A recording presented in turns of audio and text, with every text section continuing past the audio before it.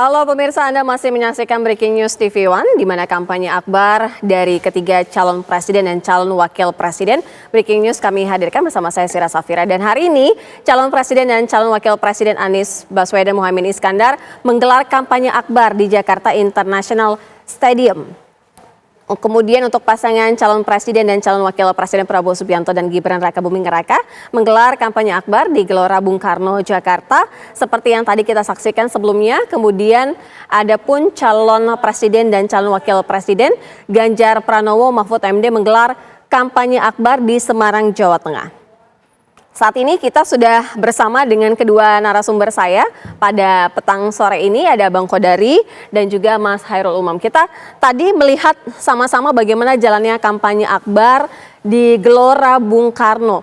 Kita lihat tadi ada beberapa pernyataan yang disampaikan oleh Prabowo Subianto yang kita soroti tadi juga kan paling tidak secara sisi yang ia keluarkan gitu ya, humanisnya gitu ya Bang Kodari ya. Kalau tadi Bang Kodari melihatnya bagaimana dengan penampilan ataupun apa yang disampaikan oleh Prabowo Subianto. Selain nanti kita juga akan membahas bagaimana tadi euforia dan konser Dewa juga ya tadi ya. Jadi yang pertama kalau saya lihat dalam kampanye akbar ini Pak Prabowo menegaskan lagi soal perjuangan dia untuk untuk kesejahteraan rakyat, untuk kepentingan masyarakat, dan yang dia ulangi lagi tadi adalah mengenai keberlanjutan Pak Jokowi, pemerintahan Pak Jokowi, program-program Pak Jokowi. Tapi menurut saya yang menarik dari acara kampanye kali ini bukan hanya pidato yang notabene sebetulnya kan sudah dimunculkan berulang kali dalam beberapa panggung ya, tetapi bagaimana sisi humanisnya Pak Prabowo justru kelihatan di situ.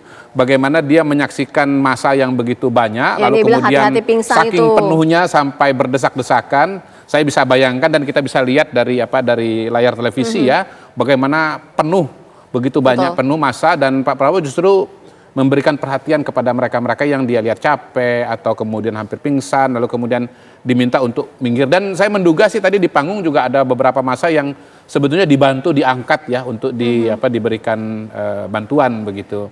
Terus dia meminta panitia agar menyiramkan air kepada massa yang notabene memang mungkin merasa kepanasan ya, dan yang penting adalah bahwa kelihatannya beliau itu sebetulnya pidatonya masih panjang, tetapi dia potong, dia hentikan karena melihat massa yang sudah begitu membludak dan sudah katakanlah udah takutnya kecapean, jadi dia potong pidatonya.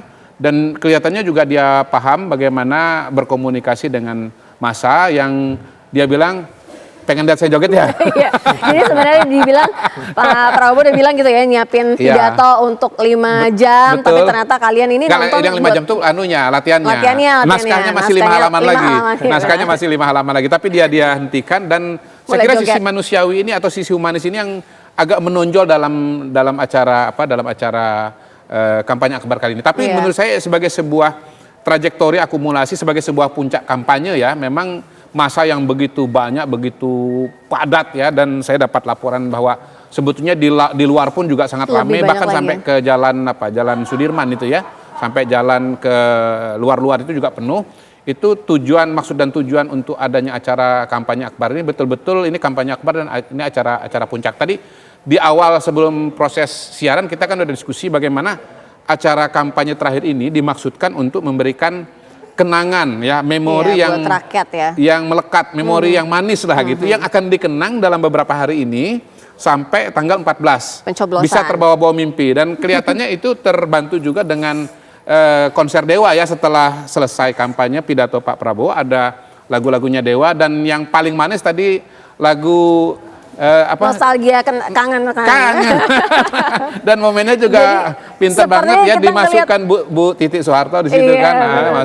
Jadi ya itu gimmick-gimmick di lapangan yang saya kira menyentuh banyak orang lah. Dan kita lihat masanya juga nggak bubar, masanya nggak bergerak. Ketika konser itu memang kelebihan Dewa ini kan karena Dewa ini grup yang sudah lama, tetapi rentang penggemarnya itu sangat luas.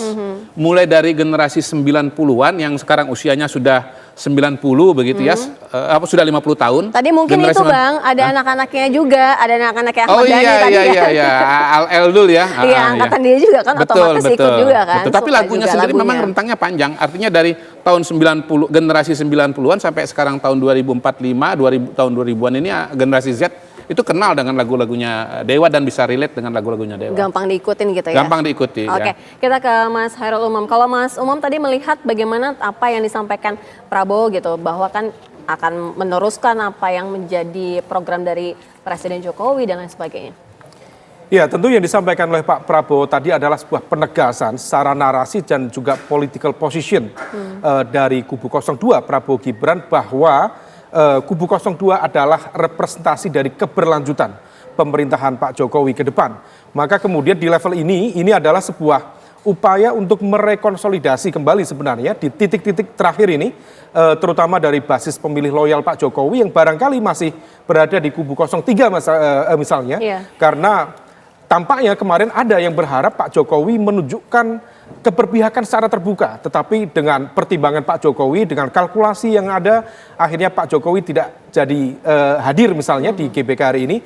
Maka dengan menegaskan political position seperti itu, maka ini adalah upaya untuk menguras habis basis pemilih loyal yang selama ini dinikmati misalnya sebagai kutel efek bagi PDIP dari keterpilihan Pak Jokowi untuk kemudian bergeser ke kubu 02.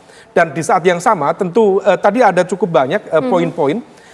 Jadi acara di GBK ini adalah sebuah strategi yang kemudian dilakukan bukan hanya sekedar untuk mass mobilization. Bukan hanya juga untuk menghadirkan, tentu ada pesan ya, pesan yang tadi untuk memastikan bahwa infrastruktur pemenangan yang sudah dipersiapkan betul-betul siap menghadapi masa pencoblosan di 14 Februari yang akan datang.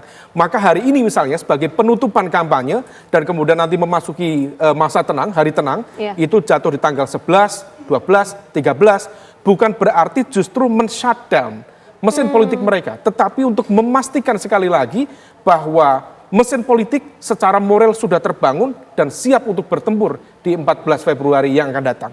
Adapun kemudian sisi-sisi humanis tadi ya, yang disampaikan oleh Pak Prabowo, saya pikir itu adalah bagian dari sebuah narasi sekaligus gimmick, bahwa dalam masa kampanye, terutama dengan menggunakan big mass mobilization itu kemudian memiliki fungsi yang namanya candidate exposure dan juga image management. Nah, dengan menghadirkan karakter yang humanis, yang lebih down to earth, lebih membumi, ini tentu akan memberikan impact terutama pada segmen kelompok menengah ke bawah yang melihat seorang Prabowo bukan Prabowo yang dulu misalnya, tetapi Prabowo yang lebih merakyat, Prabowo yang lebih menjangkau masyarakat secara umum. Jadi di capture-nya itu berbeda dengan sosok biasanya Prabowo begitu yang begitu agak sedikit dan itu sangat meaningful sangat meaningful dan tampaknya dari masing-masing kubu, misalnya kubu 01 tadi pagi juga melakukan hal serupa, kemudian kubu 03 juga hal serupa, dan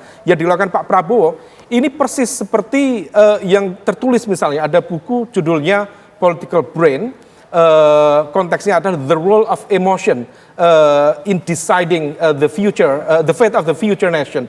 Apa itu? Bahwa sisi emosi itu seringkali kemudian menghadirkan sebuah getaran dan energi, terutama di basis pemilih loyal masing-masing, termasuk mereka yang berada di kelompok undecided dan juga swing voters, bahwa ketika ada engagement yang kuat, emosi yang kuat, maka kemudian itu akan menjadi penarik secara elektoral untuk menghasilkan insentif elektoral baru, terutama di menit-menit terakhir ini. Maka apa yang tadi dilakukan, ya itu bagian dari sebuah strategi komunikasi politik, dan kalau misal kemudian selanjutnya saya mungkin agak beda dikit diamplifikasi, diamplifikasi secara optimal misalnya oleh tim sukses, ya itu bisa menjadi sebuah mesin elektoral yang baru. Bang Kodari, bedanya gimana? Kalau menurut saya ini sebetulnya adalah reaksi spontan dan alami dari Pak Prabowo.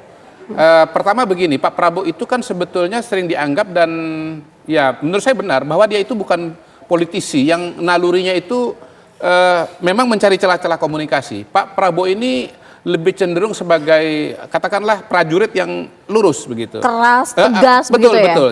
Jadi apa yang terjadi tadi lebih kepada situasi dan kondisi eksternal di lapangan yang tidak mungkin kalau misalnya masanya nggak sepadat ini gitu. Kan nggak relevan mengatakan mungkin kalau yang sudah berdesak-desakan, yang udah nggak kuat silakan minggir. Itu kalau masanya sepi-sepi aja kan nggak ada cerita berdesak-desakan kan. Itu yang pertama.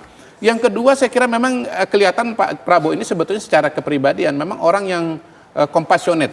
Sering ada yang mengatakan begini, ini ilmiah nggak ilmiah ya, ini orang Libra, gitu. Prabowo ini kan orang Libra, memang orang Libra itu mudah perasaannya itu memang lebih sensitif dan lebih perhatian. Gitu. Saya kira itu betul-betul naluri dasar dari seorang Pak Prabowo. Begitu. Dan saya melihat beberapa adegan spontan, misalnya ketika beliau di akhir itu, ini kan pidato politik sebetulnya, tetapi dia membawa kepada doa. Saya kira itu spontan, karena mungkin suasana kebatinannya itu menggambarkan tanggal 14 Februari lah, kira-kira gitu. Dia harus menyiapkan diri untuk mendapatkan mandat yang begitu besar.